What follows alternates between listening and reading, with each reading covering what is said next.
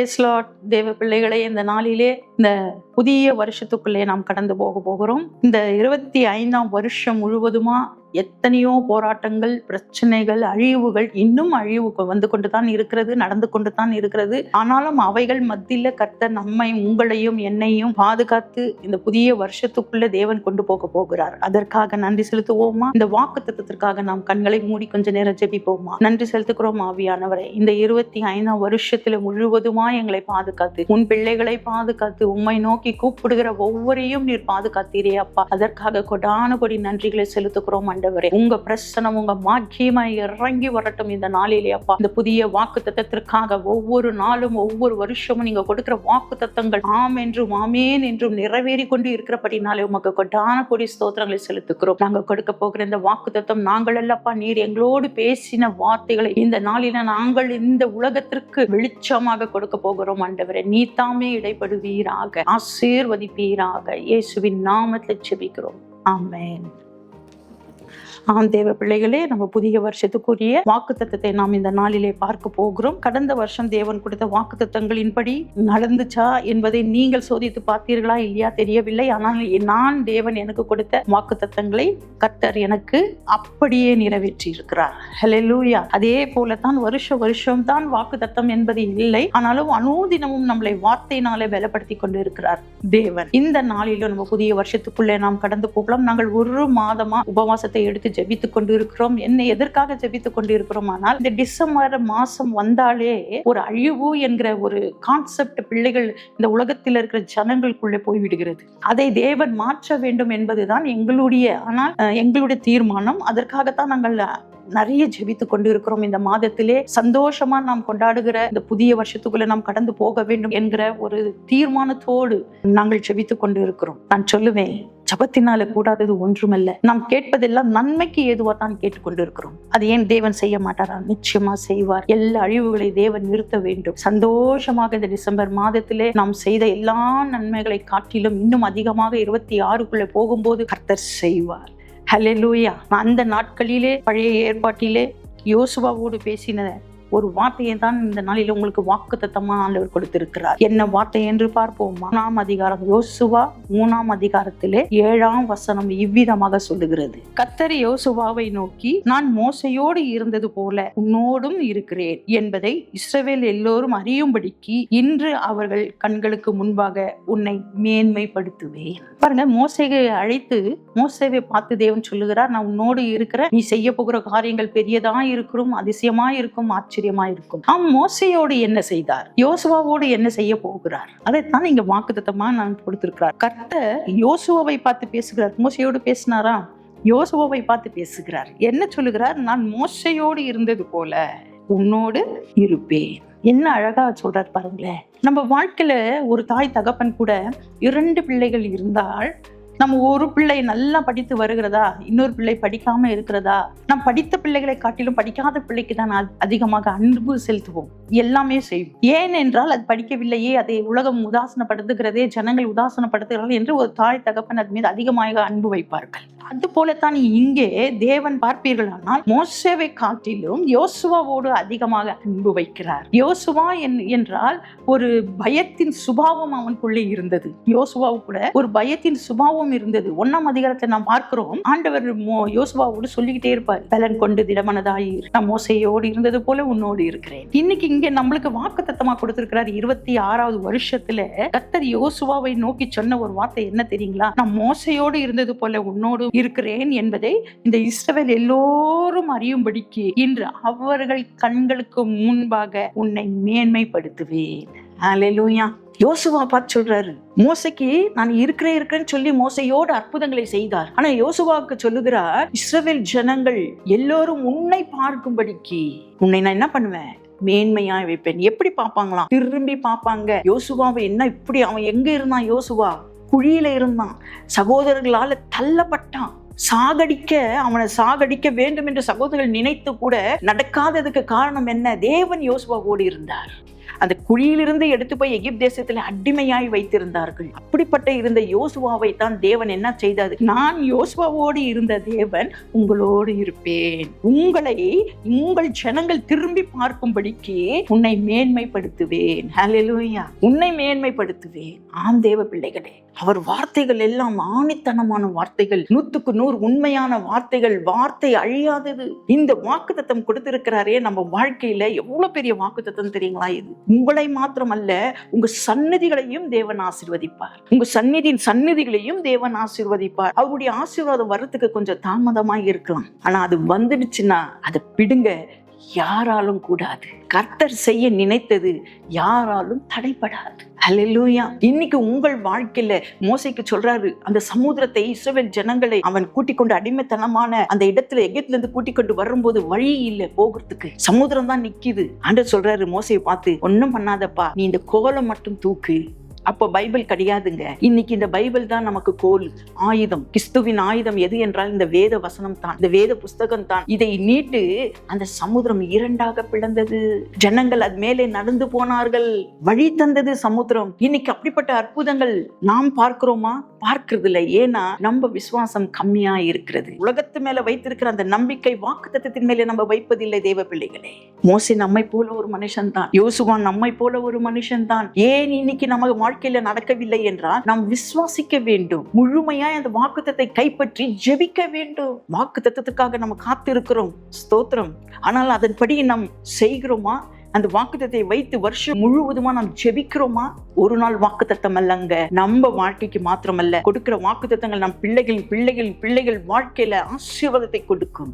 அல்லேலூயா. அப்படியா இந்த நாளில தேவன் உங்களை பார்த்து சொல்லுகிறார், நான் யோசுவாவோடு இருந்தேன், மோசையோடு இருந்தேன், ஆபிரகாமோடு இருந்தேன், ஆதாமோடு கூட இருந்தேன். அவர்கள் ஏற்றுக்கொண்டவர்கள் இடத்துல தான் தேவன் வாசம் செய்கிறார். தேவனை தள்ளினவர்கள் இடத்துல தேவன் வாசம் செய்யவில்லை. யோசுவா விசுவாசத்தோடு இருந்தான். நீங்க என்னன்னா செய்யுங்கப்பா, என்னை காக்க தேவன் வல்லவராய் இருக்கிறார், என்னை தப்புவிக்க அவர் வல்லவராய் இருக்கிறார். சமுத்திரத்தை பிளந்தார்கள். அங்க சொல்லுகிறாரு, என் ஜனமே கலங்காதே, நான் உன்னோடு இருக்கிறேன்.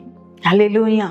நம்ம வாழ்க்கையில சமுத்திரம் போல தடைகள் இருக்கிறதா? சமுத்திரம் போல நமக்கு முன்பாக நிக்கிதா? ஒரு பெரிய சமுத்திரம் வந்து என்ன மூழ்க போகுது அப்படி என்ற ஒரு பிரச்சனையில இருக்கிறீங்களா? ஆண்டவர் நின்று உங்களை பார்த்து சொல்லுகிறார், நான் யோசுவாவோடு இருந்து சொன்ன வார்த்தை தான் உனக்கும் சொல்லுகிறேன், உன்னோடு நான் இருக்கிறேன்.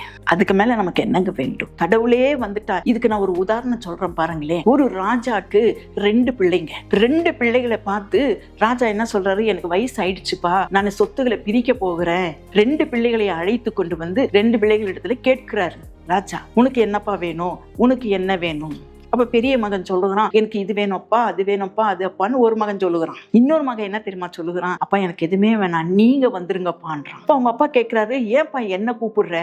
ராஜா இல்லைங்களா நீங்க? உங்களுக்கு எல்லாமே அதிகாரம் இருக்கு, நீங்க எது வேணாலும் செய்யலாமே. அந்த பதவி நீங்க வந்துட்டீங்கன்னா போதும், நான் எல்லாத்தையும் ஜெயிச்சிடுவேன். அல்லேலூயா. அதேதான் நம்மளும் கேட்கிறோம். இவங்க அவங்க இது அதெல்லாம் வேண்டாங்க, உலகத்தை படைத்த தேவனை மாத்திரம் நாம் நோக்கி பார்ப்போமா. உன்னோடு இருப்பேன் என்று இந்த நாளிலே வாக்குத்தத்தம் கொடுத்திருக்கிறார். மோசையோடு இருந்த தேவன், யோசுவாவோடு இருந்த தேவன், இஸ்ரவேலர்களோடு இருந்த தேவன் நம்மோடு இருக்க அவர் வல்லவராய் இருக்கிறார். அல்லேலூயா. வாக்குத்தத்தை கைப்பற்றிக் கொள்ளுங்க. அது வாக்குத்தத்தை கொடுத்து என்ன சொல்கிறாரு, இந்த ஜனங்களுக்கு முன்னாடி நீ தோல்வியா இருக்கிறியா, வெக்கப்பட்டு இருக்கிறியா, கைவிடப்பட்டு இருக்கிறியா, எல்லாவற்றையும் சீர் பொறுத்துக்கிற தேவனாய் இருக்கிறார் நம் தேவன். எல்லாவற்றிலும் ஒரு விடுதலை கொடுக்கிற தேவனாய் இருக்கிறார். என் வாழ்க்கை இவ்வளவுதானா, முடிஞ்சு போச்சா, என் வாழ்க்கை இருட்டா இருக்கே? இல்ல, எங்க இருட்டு இருக்கிறதோ யோவான் 1 சொல்லுகிறது, ஒளி கொடுக்க வந்த இயேசு, ஒளி, இந்த பூமிக்கு ஒளி கொடுக்க வந்தவர் அவர்.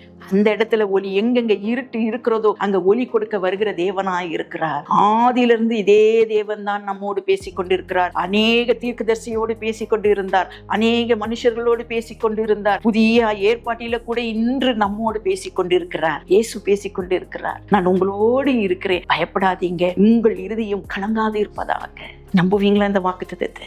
ஏற்றுக்கொள்வீங்களா இந்த வாக்குத்தத்தத்தை? சமுத்திரத்தை பிளந்த தேவன் மாறாவின் தண்ணீரை மதுரமாக மாற்றினார். ஒரு கசப்பான வாழ்க்கையில இருக்கிறீங்களா? ஆண்டவர் சொல்லுகிறார், சந்தோஷமான வாழ்க்கை மாற்ற இயேசுவால கூடு. குறைந்த திராட்சரசத்தை நிறைவாக வெறும் தண்ணியை எடுத்து அவர் பிளெஸிங் பண்ணும் போது, ஆசீர்வதிக்கும் போது அந்த தண்ணி திராட்சை ரசமா மாறினதே. நம்ம வாழ்க்கை மாறாதா? நம்ம வாழ்க்கையில ஒரு சந்தோஷம் கிடைக்காதா? கிடைக்கும் தேவ பிள்ளைகளே. மாறா என்றால் கசப்பு என்று அர்த்தம்.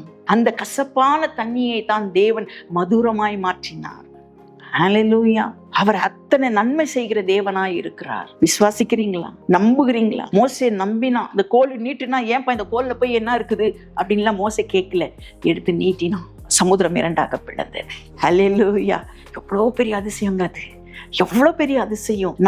நம்ம வாழ்க்கையில நடக்கணுமா? இன்னைக்கு சமுதிரம்ன்றதெல்லாம் ஒரு பிரச்சனை தாங்க. நம்மள சமுதிரத்துல எல்லாம், ஏன்னா நம்மளாம் வனாந்தரத்துல இல்ல, சிட்டியில வாழ்ந்து கொண்டு இருக்கிறோம். நமக்கு சமுதிரம் என்கிறது ஒரு பிரச்சனை, மலை என்கிறது ஒரு பிரச்சனை. நம்ம பிரச்சனை ஒரு கசப்பு, வெறுப்பு, துன்பம், நஷ்டம், இப்படி வருகிற எல்லா பிரச்சனைகளுக்கு தேவன் ஒருவர் மாத்திரம் விடுதலை கொடுப்பார். பொறுமையா இருங்க. வாக்குத்தத்தத்தை நிறைவேற்ற வல்லவராய் இருக்கிறார். யாக்கோப்புக்கு வாக்குத்தத்தம் கொடுத்தார். 20 வருஷம் அவன் சொந்த புத்தியில ஓடிக்கொண்டிருந்தான் யாக்கோப். ஆனா அவனுக்கு ஒரு டைம் வரும்போது எல்லா சொத்தும் இருக்கிறது, ஆனா அவனுக்குள்ள ஒரு சமாதானம் இல்லை. அப்பதான் சொல்லுகிறான், ஆண்டவர் சமூகத்தை வந்து ஆண்டவருடைய பாதத்துல விழுந்து, நீர் என்னை ஆசீர்வதித்தால் வழியே நான் உம்மை விடேன். என்ன ஆசீர்வாதம்? எல்லாத்தையும் கொடுத்துட்டாரு. மனைவி, பிள்ளைங்க, ஆடு, மாடு எல்லாம் சம்பாதிச்சுட்டான். என்ன ஆசீர்வாதம் இல்லை என்று கேட்கிறான். சமாதானம் இல்லை. ஆம் தேவ பிள்ளைகளே, உலகம் கொடுக்கிற சமாதானம் அல்ல. கர்த்தர் நமக்கு ஒரு சமாதானத்தை வைத்திருக்கிறார். கர்த்தர் நமக்காக ஒரு பாலகனை அனுப்பி இருக்கிறார். அவர் நமக்கு சமாதானத்தை கொடுக்க வல்லவராய் இருக்கிறார். ஆம் தேவ பிள்ளைகளே, கலங்காதீங்க, பயப்படாதீங்க, திகையாதீங்க. மோசையோடு சொன்ன தேவன் யோசுவாவோடு சொல்லுகிறார், உன் வாழ்க்கை மாறும். உன் ஜனங்கள் மத்தியில உன்னை நான் மேன்மைப்படுத்துவேன். யாருங்க சொல்ல முடியும்? நான் என்னை உயர்த்துங்கன்னு போய் ஒரு முதலாளிகிட்ட கேட்டா முதலாளி ஒத்துக்குவானா? முதல்ல நம்மள அந்த வேலையில இருந்து தூக்கிடுவோம். ஏன்னா அவன் தான் அந்த ஸ்டேட்டஸ்ல இருக்கணும்னு விரும்புவான். அப்படிப்பட்ட இந்த உலகத்திலே கர்த்தர் நம்மை பார்த்து பேசுகிறார். உங்களை பார்த்து சொல்லுகிறார், உன்னை நான் மேன்மைப்படுத்துவேன். உன்னை எத்தனை பேர்கள் வந்து உன் வாழ்க்கையில தடை செய்வார்களானால், உன்னை எதிர்த்து நிற்பார்களானால், எல்லாரையும் முறியடிக்க கர்த்தர் வல்லவராய் இருக்கிறார். இயேசு வல்லவராய் இருக்கிறார். அவர் வந்ததுக்கே, அவர் அற்புதம் செய்யாவிட்டால் அவர் சிலுவை சுமந்ததுக்கே அர்த்தம் இல்லைங்க. அவர் ரத்தம் சிந்தியதுக்கே அர்த்தம் இல்லை.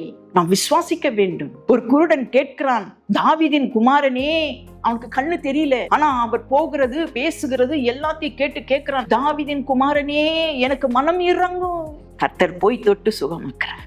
ஆம் தேவ பிள்ளைகளே, அவர் அற்புதத்தை நம்ம படிச்சோம் இல்லைங்களா? கிறிஸ்துமஸ்க்கு நம்ம பார்த்தோம் இல்லைங்களா? அவர் அற்புதத்தின் தேவன், அதிசயத்தின் தேவன், அவர் நித்திய பிதா, சமாதானத்தின் தேவன்.